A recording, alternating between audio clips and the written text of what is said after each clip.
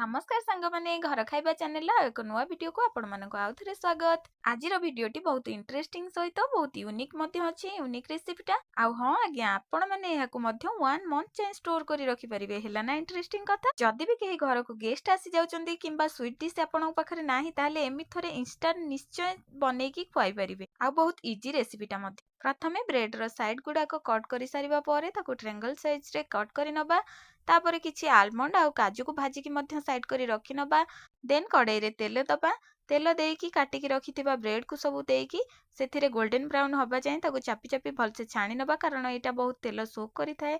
छाणी सारिबा परे कड़ाई रे एठी चीनी देकी पानी देकी चीनी सिराटे बनेबा। एठी तो मु बनौ नथिली मोर हस्बैंड बनाउथले मु बसिकी बस देखुथिली शिखुथिली प्लस वीडियो टिके कैमरा टिके ऑन करी देखै दोथिली। चीनी सिरा रे आको आपण माने जस्ट बुड़ेबे उठेबे कारण एटा टिके हार्ड रहबो अधिक समय जाय बुड़े की रखिबेनी।